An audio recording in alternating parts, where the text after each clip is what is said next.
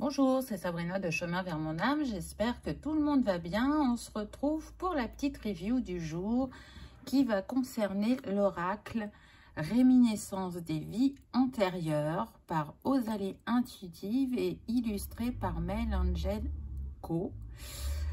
Et c'est paru aux éditions Exergue. Donc, vous voyez, c'est une très grosse boîte parce qu'il y a 79 cartes. Donc, il y a de quoi faire.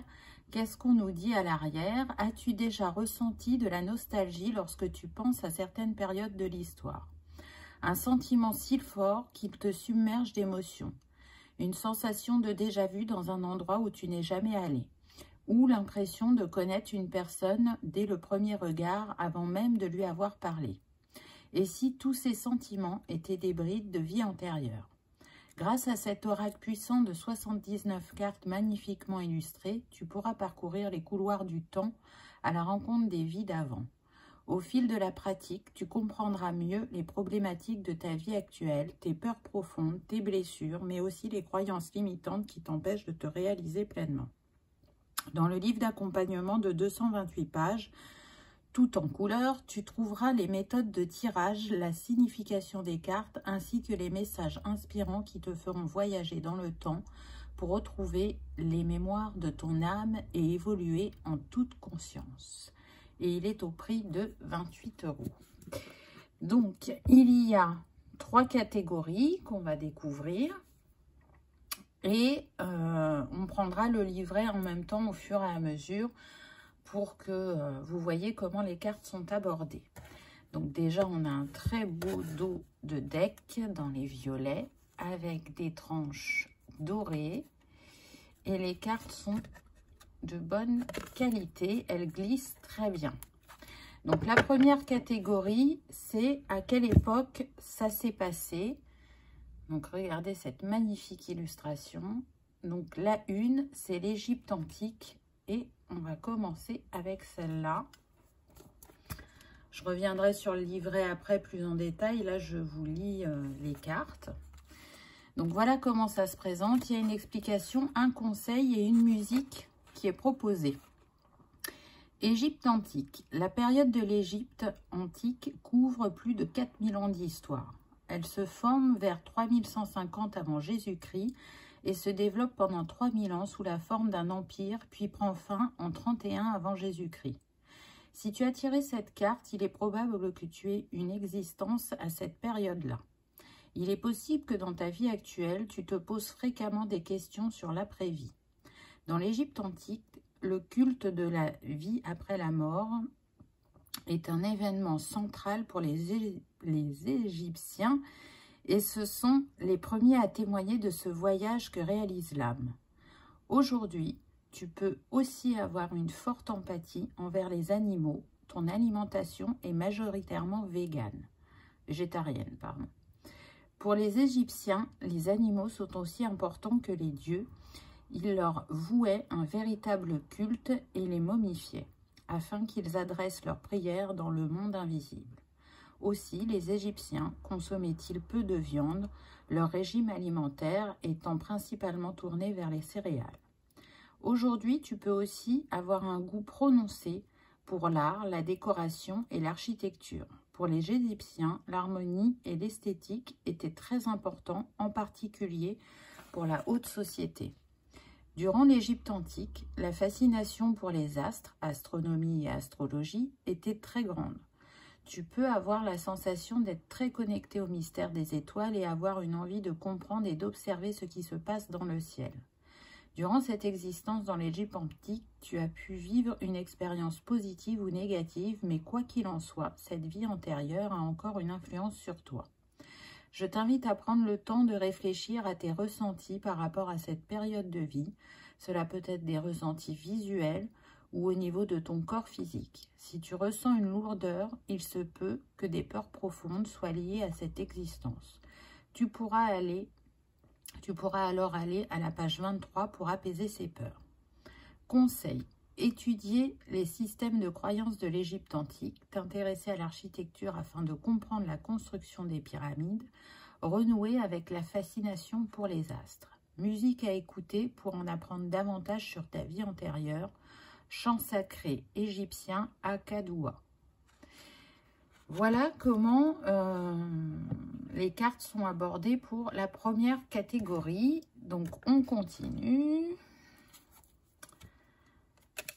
Alors, ensuite, on a l'âge des Vikings. La Chine antique. Je trouve qu'à chaque fois, on ressent bien l'atmosphère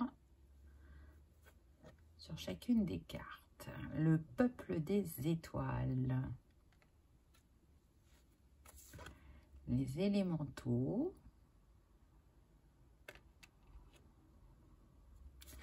Le Japon ancien avec son magnifique arbre en fleurs, les fleurs de cerisier. La civilisation romaine, très bien illustrée aussi. La Grèce antique. Les Amazones. L'Empire russe.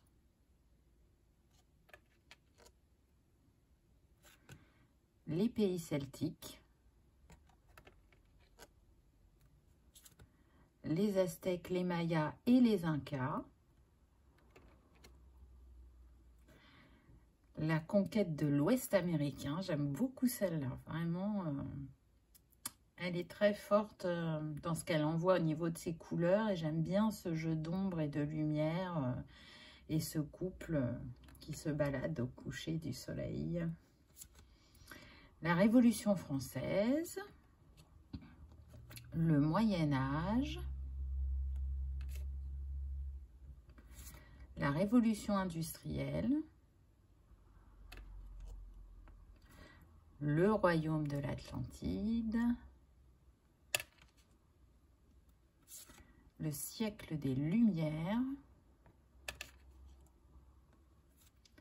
la Renaissance, les années folles, la période coloniale, l'époque biblique. Celle-là est très puissante aussi, je trouve. Et d'une douceur infinie avec les teintes qui ont été choisies. Regardez, là, la lumière, là, on la ressent. Et c'est intéressant que ça soit la carte 22. Parce que là, bon, on a bien compris que ça pourrait être Jésus.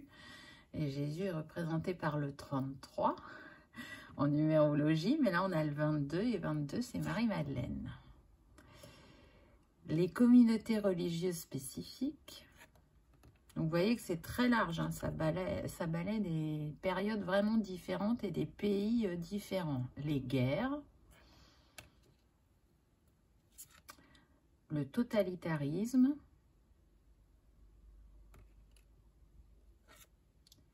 Afrique subsaharienne. Le monde arabe. Magnifique aussi, celle-là. Il y a une profondeur dans le regard de ce personnage. Les peuples autochtones. Et la dernière pour cette catégorie, la guerre de Troie. Que j'ai eu cette semaine dans le tirage de mardi, pour ceux qui l'ont vu. Ensuite, on passe aux personnages. Donc, on a le pirate, paysan agriculteur, animalier, artiste, scribe, chaman et guérisseur, avec son joli tambour, sorcière. Elle est intéressante celle-là, je trouve, la manière dont elle est représentée. Esclave et prisonnier,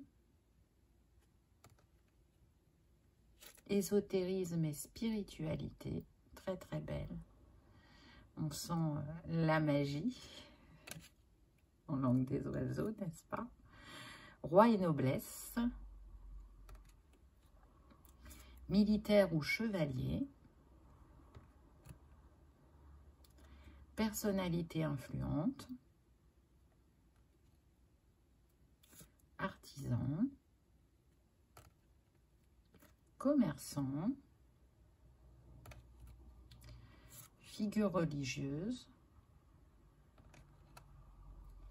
Marin-pêcheur. Explorateur vagabond. Donc il y a vraiment, vous voyez, explorateur vagabond, j'ai pas souvenir que je l'ai vu dans d'autres oracles concernant les vies antérieures, donc c'est intéressant. Médecin, infirmier, personnel soignant. Je dirais qu'il est guidé par la main de Dieu, ce médecin-là, ce chirurgien. Savant et enseignant. Donc, il y a quand même des références. Hein. Là, on voit bien que c'est... Enfin, en tout cas, pour moi, c'est Einstein. Bâtisseur et architecte. Bourreau. Vie de repos. Truand. Fille de joie. Mineur et exploitant du sol. Et la dernière, justice. Donc on va aller lire la carte justice pour voir comment elle est abordée. Et ensuite on terminera avec la troisième catégorie qui sont les blessures que cette vie antérieure a réveillées et qui est toujours active dans cette vie-là. Alors, justice. Si tu as tiré cette carte, il est probable que tu aies eu une existence en tant que juge ou personne ayant eu pour rôle de faire régner la justice. Aujourd'hui, tu peux avoir un lien particulier avec la justice et tu peux avoir un besoin profond de protéger les autres de l'injustice, car c'est quelque chose que tu as déjà fait dans une vie antérieure et ton âme a besoin d'apporter plus de justice dans ta vie actuelle. Tu peux avoir un attrait particulier pour les domaines comme le droit, la médiation ou la sécurité. Tu peux même faire partie d'associations d'aide ou encore lutter contre certaines injustices en apportant ton soutien. Selon ton expérience en tant que personnel de justice dans une vie antérieure, tu peux avoir besoin de te reconnecter à cette vie ou encore de transcender une blessure s'il y en a une. Je t'invite à prendre le temps de réfléchir à tes ressentis par rapport à cette vie antérieure. Je t'invite à prendre la carte, à fermer les yeux et à ressentir dans ton corps les émotions en rapport avec cette vie antérieure. Je t'invite aussi à prêter attention à tous les messages, qu'ils soient visuels, auditifs ou autres. En cette période de vie, et si tu ressens une lourdeur, il se peut que des peurs profondes soient liées à cette existence. Conseil. T'investir dans une ou plusieurs causes qui te tiennent à cœur, te libérer de la mémoire négative de cette vie antérieure si cela a un impact dans ta vie actuelle, renouer avec ses capacités de médiateur pour apporter justice et équité. Musique à écouter pour en apprendre davantage sur ta vie antérieure, Night Witch, Who's the Earth. Vous voyez, à chaque fois, il y a le conseil, la musique, pour chaque catégorie, et vous allez voir que le livret est très bien fait au début. Il y a beaucoup d'explications, et on le verra tout à l'heure. Donc, on continue avec les cartes. Blessure d'abandon, alimentation et faim, pauvreté. Il y a des reflets, donc c'est compliqué de vous montrer. Blessure de rejet. Vœux et serments, sentiment de culpabilité, séparation difficile, empoisonnement et intoxication, enfermement et prison,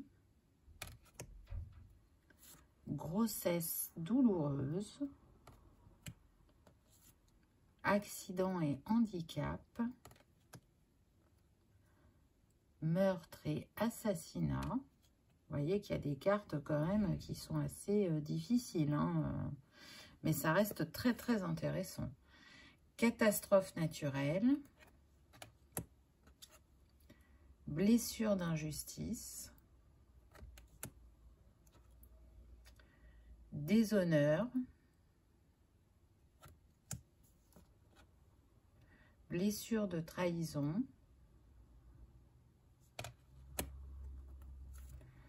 suicide, manipulation, incendie, blessure d'humiliation, fin de vie traumatique, blessure de guerre, noyade, et pour terminer, soumission. Donc, cette catégorie, la dernière, là, elle est vraiment très importante parce qu'elle n'y est pas toujours dans les oracles des vies antérieures. Alors oui, il y a des cartes difficiles, mais vraiment, ça permet d'aller faire un travail en profondeur. Je trouve cette catégorie vraiment très intéressante et ça crée vraiment l'opportunité d'aller dans ces annales akashiques et voir ce qui s'est passé pour pouvoir s'en libérer. Ça, c'est le côté ombre. Et puis, pour le côté lumière, ça permet aussi de voir quels sont nos dons, nos capacités, comment une vie a pu être le déclencheur de plusieurs de nos dons aussi, ou d'âmes qu'on retrouve. Donc, voilà.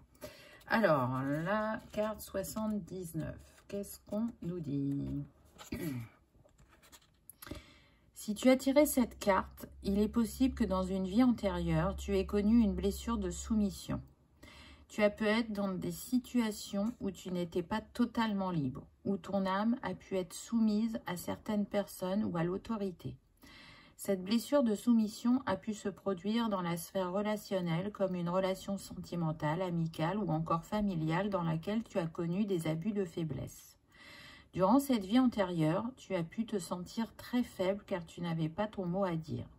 Tu as pu également intégrer la croyance de ne pas être assez bien, voire parfois de ne pas savoir dire non ou poser des limites, et cela a un impact dans ta vie actuelle. Tout cela a pu affecter ta vision de la liberté, mais aussi ton estime de soi. Il est également possible que des schémas de soumission se répètent dans ta vie actuelle.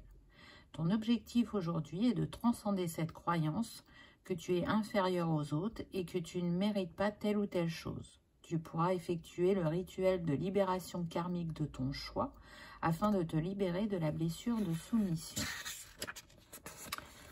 On t'invite également à découvrir la belle personne que tu es, unique et irremplaçable. Pour cela, renforce ton estime de soi en travaillant avec des affirmations positives, des mantras, mais également des méditations. Il est important aussi que tu te détaches de la croyance que tu as besoin d'autrui pour réussir. Sache que tu n'as besoin de personne. Je t'invite à prendre la carte, à fermer les yeux et à ressentir dans ton corps les émotions en rapport avec cette vie antérieure. Je t'invite aussi à prêter attention à tous les messages, qu'ils soient visuels, auditifs ou autres.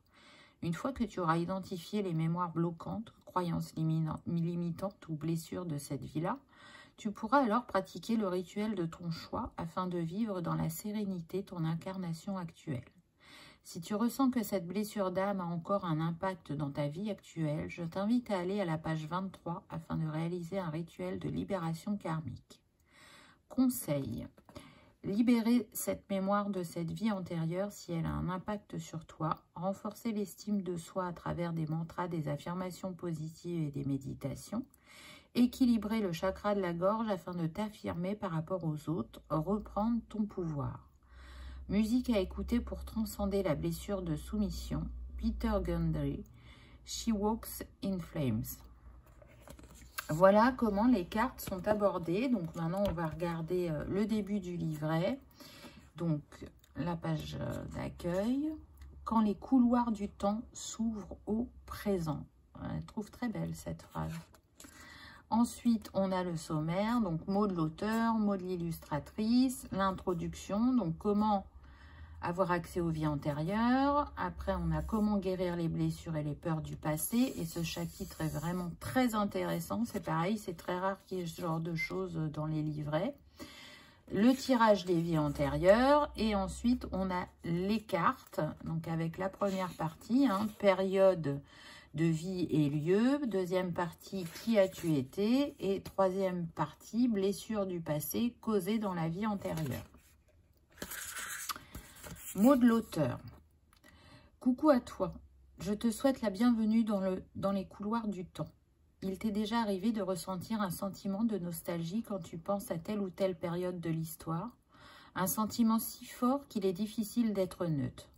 As-tu des peurs si ancrées que tu ne saurais pas dire depuis quand celles-ci font partie de toi? Cet oracle très puissant te permettra d'avoir accès à des informations sur tes vies antérieures. L'objectif de connaître ces vies antérieures n'est pas de savoir qui on a pu être par curiosité, mais bien de comprendre qui on a été afin d'avoir des pistes de réflexion qui nous permettront de comprendre notre vie incarnée actuelle, notre vie d'aujourd'hui. Cela nous permet de comprendre nos peurs profondes et nos croyances limitantes qui ne proviennent pas de notre incarnation actuelle, et cela nous permettra d'avancer et d'évoluer vers un mieux-être. Je tiens à préciser que le travail des vies antérieures est très profond et peut parfois bousculer. Je peux même en témoigner en écrivant cet oracle, et notamment la partie blessure des vies antérieures. Cela a beaucoup travaillé en moi. Je ne crois pas au hasard. Donc, je ne vous lis pas la suite. Après, il y a un mot de l'illustratrice, l'introduction. Elle nous explique qu'est-ce que sont les vies antérieures.